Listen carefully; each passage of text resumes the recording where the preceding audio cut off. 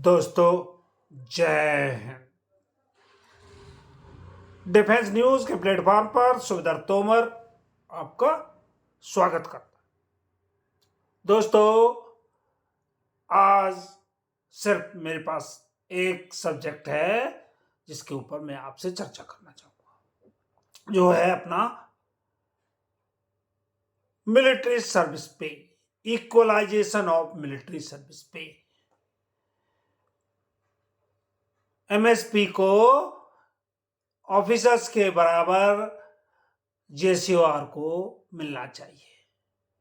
जवानों का यह कानूनी लड़ाई, जो जंतर मंतर पर लड़ाई और कई जगह प्रोटेस्ट, धरने, रेल रोको, ज्ञापनों के द्वारा और कई तरीके से जो हमारा संघर्ष चल रहा है दोस्तों, उसके कल दिल्ली हाई कोर्ट में उसका एक सुनवाई थी। हमारे चूंकि एक्स सर्विसमैन वेलफेयर एसोसिएशन के कोऑर्डिनेटर हैं हवलदार वीर बहादुर सिंह, उनके द्वारा और उनकी संस्था द्वारा, उनके संगठन द्वारा दिल्ली हाई कोर्ट में ये केस दायर किया हुआ है, फाइल किया हुआ है, और उसका इनकी तरफ से, इनके अपने संगठन की तरफ से सारी दलीलें दी जा गई है, सारे प्रूफ, सारे एविडेंस, सारे जितना भी कानूनी मसाला होता है उसको दिया जा चुका है। फिर भी इसको हमारे कोर्ट्स, हमारे जज साहब, ऑनरेरी जज साहब, ऑनरेबल जज साहब, तारीख पे तारीख दिए जा रहे हैं। गवर्नमेंट का पक्ष रखने वाले वकील उसमें कोई ना कोई टेक्निकल पंगा डालकर उसको तारीख को आगे लेते हैं, और एडजर्नमेंट मीन्स तारीख पे तारीख ये चलती आ रही है। क्यों? इसके पीछे क्या कारण हो सकता है दोस्तों? कल भी मैं आपको पहले यही बता दूं कि कल भी हमारी 20 दिसंबर की तारीख लगी हुई थी, जिसमें एमएसपी का केस बिल्कुल टोटल फाइनलाइजेशन था। ऑर्डर करना है, सिर्फ फाइनल जजमेंट होना है, लेकिन फिर भी उसमें कल भी अगली तारीख दे दी गई कि 6 फरवरी उसको 2024 का में अब इसका सुनवाई होगा। सुनवाई कुछ रह नहीं गई है, लेकिन उसको बार बार टाला जा रहा है। क्यों टाला जा रहा है, इसके बारे में मैं कुछ बताना चाहता हूं कि चूंकि कानून का विद्यार्थी हूं मैं, I know how court functions, how government cases are being dealt by courts और गवर्नमेंट कोई अलग अलग वो नहीं है। टोटल आप लोग सोचते हो कोर्ट भी सरकार का ही एक अंग है। वैसे कहते हैं कि जुडिशियरी, न्यायपालिका, कार्यपालिका, व्यवस्थापिका, ठीक है ना, विधायिका, ये अलग अलग अंग हैं देश में। सरकार के अलग अलग 3 अंग हैं, तो सरकार के तीनों अंग, विधायिका हुई, कार्यपालिका हुई और न्यायपालिका हुई। बट दोस्तों, सरकार के ऊपर जिस मैटर का, जैसे एमएसपी का है, इसमें अगर कोर्ट सरकार के खिलाफ चला जाए, मतलब जेसीओआर को सपोर्ट कर जाए, इनके फेवर में कल मुकदमा, इसका जजमेंट आ जाए, तो कितना बड़ा फाइनेंशियल बर्डन हो जाएगा। इसके क्या रिप्रकशन होंगे, ऑफिसर्स में इसका क्या मैसेज जाएगा? कोई भी ऊपर वाला अधिकारी को उसके बराबर अगर सबऑर्डिनेट को बराबर कर दिया जाएगा,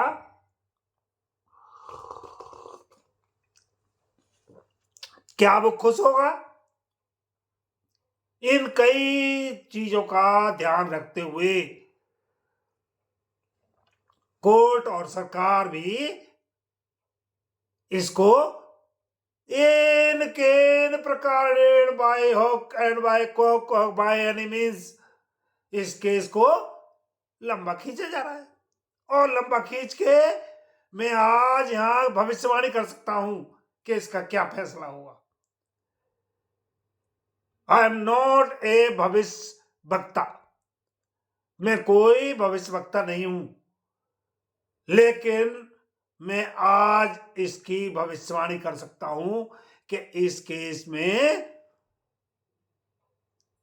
जेसीओआर के फेवर में यह मुकदमा नहीं जाएगा, मतलब इट विल बी डिसमिस्ड,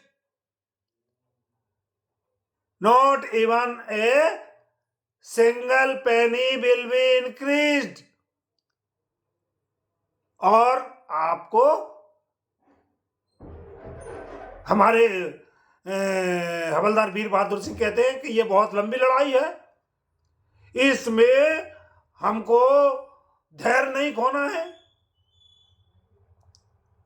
अरे भैया 2017 से तो ये केस चल रहा है, 2023 खत्म हो चुका है, या बस हार्डली 3 या 4 या 10 दिन बाकी है और ये लोग लॉलीपॉप खिला रहे हैं पूर्व सैनिकों को, बरगला कर, भ्रमित कर और उन्हें मिसगाइड कर, अंधेरे में रखकर उनसे चंदा वसूला जा रहा है कोर्ट केसेस के नाम पर, और उनका ये लोग मिसयूज कर रहे हैं। तो दोस्तों आप समझिए, होना कुछ नहीं है। आप लोगों को मैं ओपन बता रहा हूं क्योंकि लॉ पॉइंट इनके पास नहीं है, कोई कानून की जानकारी नहीं है, केस में सब्सटेंस नहीं है। हायरार्की के सिद्धांत के मुताबिक ऑर्गेनाइजेशन में, किसी भी ऑर्गेनाइजेशन में अलग अलग लोगों की अलग अलग उपयोगिता, अलग अलग उनके ऊंचे और नीचे रैंक्स होते हैं उनके, यानी सिविल में भी होते हैं।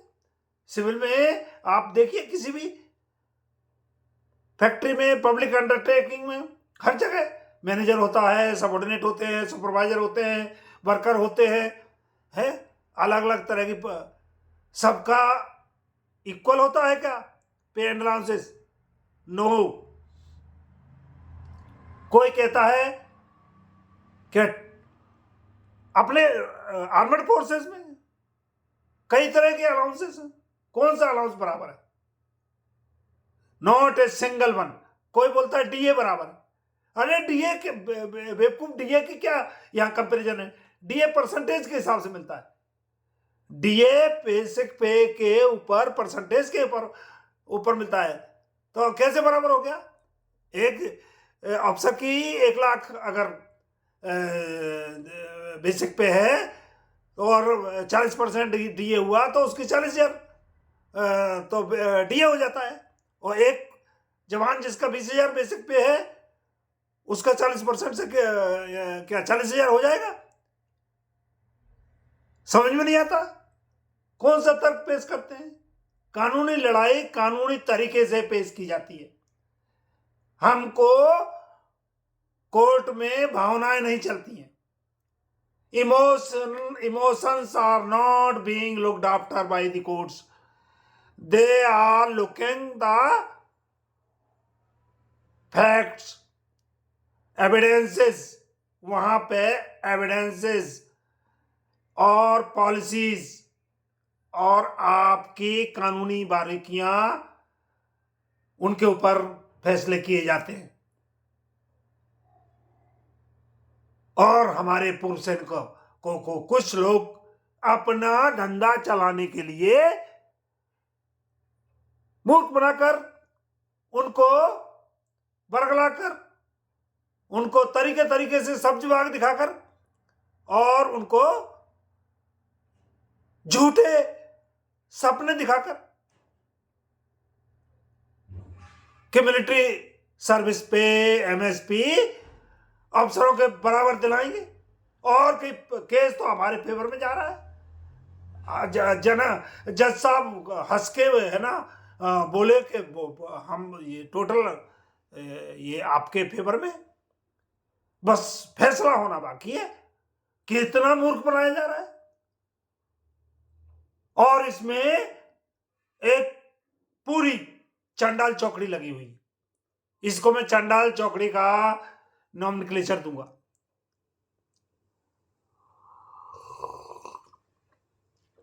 ये एक सिस्टमेटिक तरीके से पूर्व सैनिकों को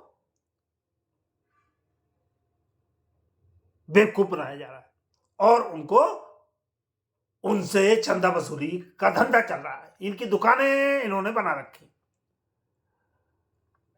तो यहां दोस्तों, क्या मैं नहीं चाहता हूं, मैं भी एक पूर्व सैनिक हूं और पर्सनल बिलो अफसर रैंक हूं। अगर एमएसपी बढ़ेगी तो उसका बेनिफिट मुझे भी मिलेगा। Why should not I like that it should be increased? मैं भी चाहूंगा, लेकिन चाहने से क्या होता है? कुछ चाहने को तो मैं चाहता हूं चंद्रमा है ना मेरे घर में आ जाए। बच्चा बोलता है ना अपनी मां से कि मुझे चंदा चाहिए, मां क्या उसे चंदा दे देती है? उसे नकली थाली में पानी डालकर और चंदे की उसको परछाई दिखाकर कहती है कि बेटा चंदा ले। और बच्चा है ना, भोला वाला बच्चा, उस चंदे को देखकर खुश हो जाता है और वो अपने भूल जाता है। इसी तरह आपको दोस्तों, आपके संगठन आपको चंदा दिलाने की बात कर रहे हैं और इस तरह आपको मूर्ख बनाया जा रहा है। तो दोस्तों, मैं आपको फैक्ट बताऊंगा। आप लोग इनके सातवें आसमान वाले ख्वाब से अपने आप को दूर करिए। मुझे पता है कि आप मुझे अभी मेरे कमेंट्स में आप लोग गालियां लिखना शुरू कर देंगे, क्योंकि आप लोग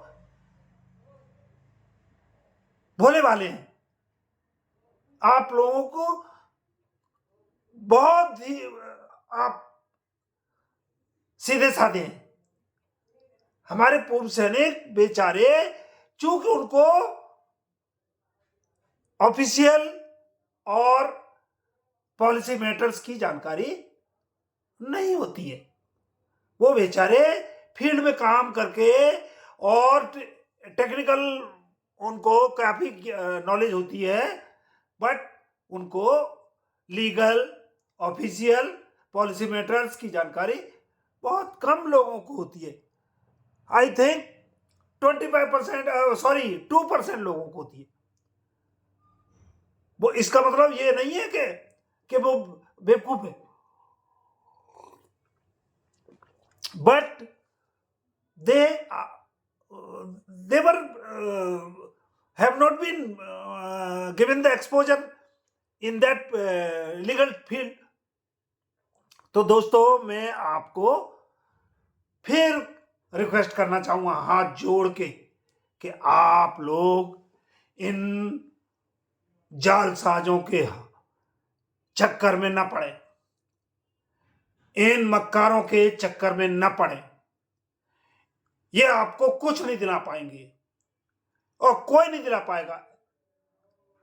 और एक केस लगा रखा है कुछ लोगों ने इसी संस्था द्वारा, साइन एक्स पे ग्रुप 6200, भैया एक्स पे ग्रुप 6200 1/1/2016 से गवर्नमेंट ने एक नई इंसेंटिव देने के लिए किन लोगों को, जिनको AICTE डिप्लोमा जो होल्डर हैं और उनका डिप्लोमा AICTE डिप्लोमा से उनको रिकॉग्नाइज है, ऐसे लोगों को इंसेंटिव देने के लिए उनको 6200 के अलग ग्रुप उनका वो बना दिया, गुट बना दिया है। एक्स ग्रुप बे ग्रुप में तो 2 भाग कर दिए, तो बाकी जितना भी है ना XYZ एक्स बे ग्रुप का, वो सबको 3600 रुपीज के ग्रुप में रखा हुआ है। उसमें भी है ना लोगों को भरमाया जा रहा है। अब भाई गवर्नमेंट कट ऑफ डेट, किसी भी अलाउंस को जब गवर्नमेंट नया बना रही है, उसका कट ऑफ डेट को फिक्स करना, उसका निर्धारण करना गवर्नमेंट के हाथ में है, गवर्नमेंट के पावर में है। कोई उसे चैलेंज नहीं कर सकता।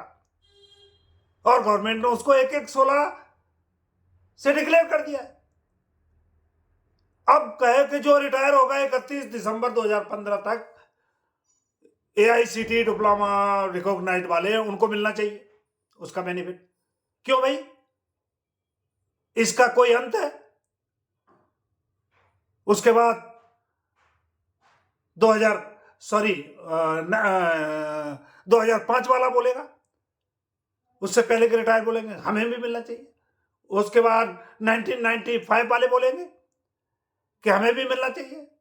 मतलब कहीं कोई कट ऑफ डेट हर जगह लगानी पड़ती है, इसकी वजह तभी कार्रवाइयां आगे बढ़ती हैं। तो दोस्तों, आपको यही मैं समझाना चाहता हूं कि भावनाओं से हमें तो बहुत कुछ चाहिए। हमें पूर्व सैनिकों को, मैं भी उसमें पूर्व सैनिक शामिल हूं, मुझे भी चाहिए, लेकिन मेरे चाहने से मेरे पास कोई टोटल सब्सटेंस होना चाहिए कि अगर कोई, हाँ, गैप कम होना चाहिए। मैं भी कहता हूं गैप बहुत ज्यादा है, ऑफिसर्स और JCOR के अलाउंसेस में गैप बहुत ज्यादा है। डिफरेंस जिसको बोलते हैं, जो खाई है ना बहुत ज्यादा, उसको कम होना चाहिए। उसके ऊपर कोई बोलता नहीं। सर्विंग सोल्जर्स को बेचारे कितने हैं ना, उनके आप सब लोग सर्विस करके आए, सर्विंग सोल्जर्स को कितने उनके साथ अन्याय होता है।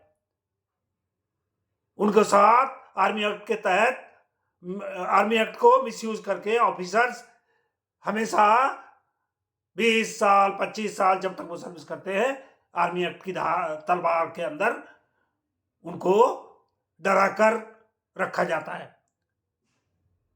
इस आर्मी एक्ट को जो अफसर्स मिसयूज करते हैं, डिफेंस अफसर्स, उसके ऊपर कोई आप लोग बात नहीं। जहां बात करनी चाहिए बेसलेस चीजों में और यूजलेस चीजों में, बेकार की चीजों में आप लोगों को फंसाया हुआ है, और ये लोग मक्कार, मैं कहूंगा धूर्त। तो दोस्तों, मैं आज के व्लॉग में बस इतना ही कहना चाहूंगा, और तारीख पे तारीख आप लोग देखते रहिए। धन्यवाद। जय हिंद।